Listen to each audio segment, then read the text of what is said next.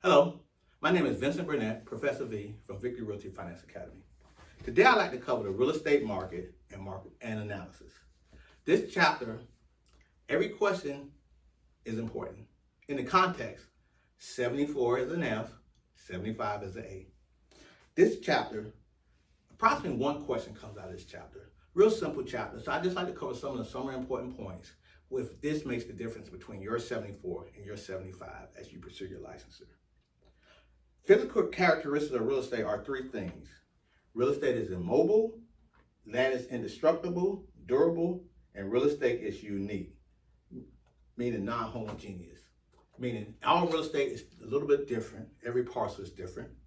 Real estate, I'll write it down. Can you read it for me? Real estate is what?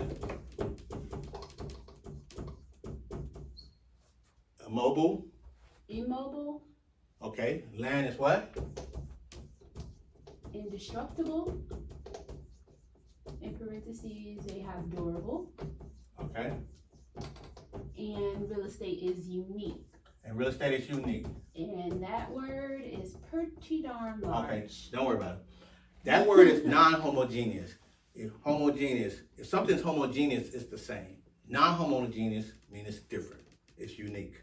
So those are the three characteristics of a real estate. That could be a probable question. What is real estate? That what makes, okay. So this is theory. No math calculations here. Just a couple concepts that may get you in to get that one question right. Okay, economic characteristics of real estate, I'll just straight read it. Include government controls, which we talked about, police power, things of that nature. The market's slow response to changes in supply and demand, and the area preference, different location. The old axiom in the real estate industry is location, location, location. Okay, that's probably a great economic factor, but there are other two other factors we indicated as well. Supply is the amount of type of real estate available for sale at a given point in time relative to the buyers that are seeking to purchase it. All variables that influence supply are the availability of labor, availability of construction loan, financing, availability of land, and availability of materials. What is demand? Demand is the desire of which someone wants a product. Okay. Variables that influence demand are prices, population numbers and household composition, income of consumers, availability of mortgage credit. They didn't say availability of mortgage credit as well as interest rates, and consumer taste or preference. Right now, it seems like we're in a buyer market where demand is exceeding supply. That's why property values are so high.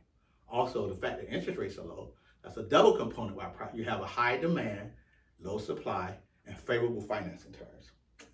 Situs, what is situs?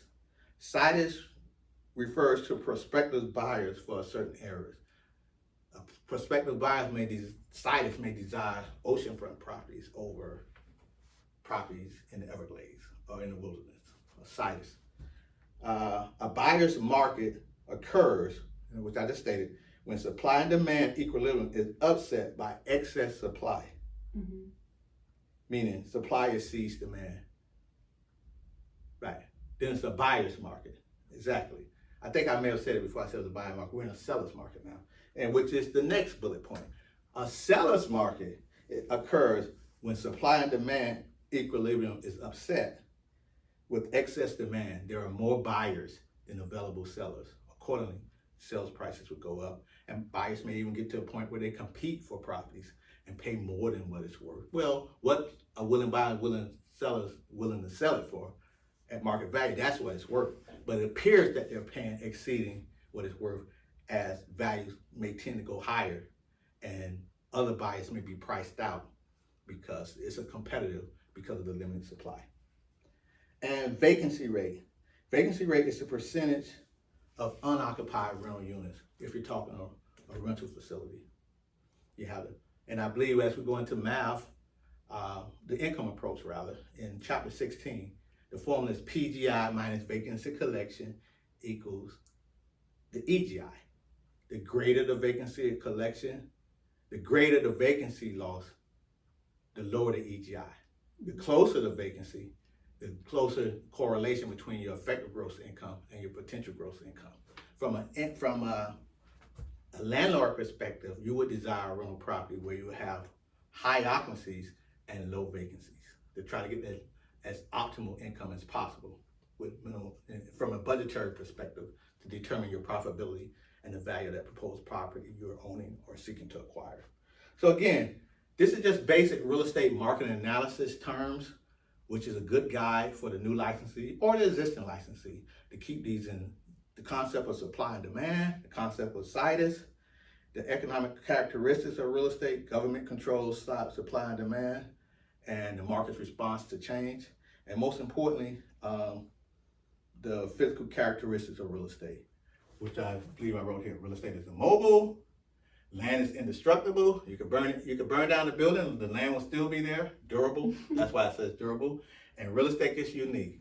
And we struggle with this word. Maybe we'll see it, maybe we won't. If we see it, maybe that's the one time we'll see it. The one question that comes out of chapter 15. Unique is similar to non-homogeneous. Okay? Good luck as you pursue your Florida real estate licensee. And hopefully this chapter will be the difference between that 74 and that 75.